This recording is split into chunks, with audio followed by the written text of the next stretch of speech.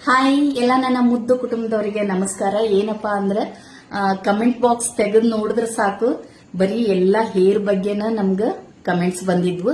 ಏನಪ್ಪಾ ಅಂತಂದ್ರ ಅಕ್ಕ ಸೀಳ್ ಕೂದ್ಲಾಗ್ಯಾವ ಏನ್ ಮಾಡ್ಬೇಕು, ಒಂದ್ರದಾಗ ಎರಡಾಗ್ಯಾವ ಏನ್ ಮಾಡ್ಬೇಕು, ಮತ್ತ ಕೂದ್ಲು ಕಟ್ ಆಗ್ತಿರ್ತಾವ ಏನ್ ಮಾಡ್ಬೇಕಕ್ಕ ಅಂತ ಕೇಳ್ತಿರ್ತಾರ. ಎಕ್ದಮ್ ನಾವು ತಲೆ ತೊಳೆದ್ರೆ ಹುರ್ರ ಅಂತಿರ್ತಾವ, ಸ್ಮೂತ್ ಇರಂಗಿಲ್ಲ, ನಮ್ ಕಂಡೀಷನರ್ ಹಚ್ಲಿಕ್ಕೆ ಇಷ್ಟ ಇಲ್ಲ, ಮತ್ತೆ ಈಗೆಲ್ಲ ಫಂಕ್ಷನ್ದಾಗ ನಮ್ಗೆ ಹೋಗಕ್ಕ ಒಂಥರ ಅನಿಸ್ತದ.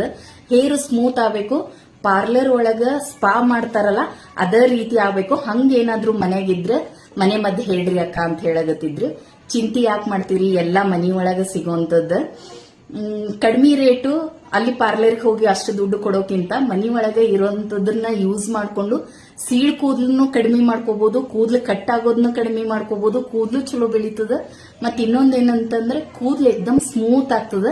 ಏನ್ ಮಾಡ್ಬೇಕು ಅಂತಂದ್ರೆ ಎಲ್ಲರ ಮನಿ ಒಳಗ ಅಕ್ಕಿ ಹಿಟ್ಟಂತೂ ಇದ್ದೇ ಇರ್ತದ. ಅಂದ್ರೆ ತಾಲಿಪಟ್ಟಿಗೆ ಅದಕ್ಕೆ ಹಾಕ್ಸಿರ್ತೀವಲ್ಲ, ಪ್ಲೇನ್ ಅಕ್ಕಿ ಹಿಟ್ಟನ್ನ ತಗೊಳ್ರಿ. ಒಂದ್ 2 ಸ್ಪೂನು ನಿಮ್ ಕೂದಲು ನೋಡ್ಕೊಂಡು ಥಿಕ್ನೆಸ್ ಲೆಂತ್ ನೋಡ್ಕೊಂಡು 2 ಸ್ಪೂನು ಉಪ್ಪಿಟ್ಟು ತಿನ್ನೋ ಚಮಚೆ ಅಂತ ಹೇಳ್ತೀವಲ್ಲ ಅದರಲ್ಲಿ ತಗೊಂಡ್ರೆ ಸಾಕಾಗ್ತದ.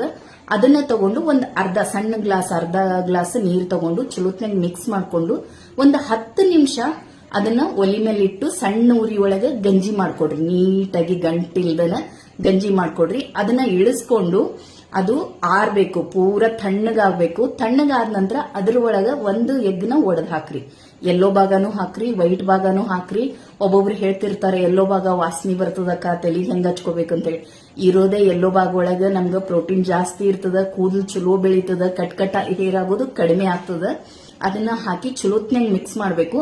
ಮಿಕ್ಸ್ ಆದ ನಂತರ ಮನಿ ಒಳಗ ನಿಮ್ಗ ಅಲ್ವೇರಾ ಜೆಲ್ ನೀವು ಹೊರಗಡೆಯಿಂದ ತಂದಿದ್ರು ನಡೀತದ, ಅಥವಾ ಮನಿ ಒಳಗ ಗಿಡ ಅದ ತಗೊಂಡೊಂದ್ ಸ್ವಲ್ಪ ಕಟ್ ಮಾಡ್ಕೊಂಡು ಮಿಕ್ಸಿ ಮಾಡ್ಕೊಂಡು ಜೆಲ್ ತಕೊಳ್ರಿ. ಅದನ್ನು ಹಾಕೊಂಡು ಚಲೋತ್ನಾಗ ಮಿಕ್ಸ್ ಮಾಡ್ರಿ. ಮತ್ತೆ ಕೊಬ್ಬರಿ ಎಣ್ಣೆ, ಮನಿ ಒಳಗಿರುವಂತ ಕೊಬ್ಬರಿ ಎಣ್ಣೆನ 3-4 ಸ್ಪೂನು ಅದನ್ನು ಒಂದ್ ಸ್ವಲ್ಪ ಉಗುರು ಬೆಚ್ಚ ಮಾಡಿ ಹಾಕ್ಬೇಕು. ಹಾಕಿ ನೀಟಾಗಿ ಮಿಕ್ಸ್ ಮಾಡ್ಬೇಕು.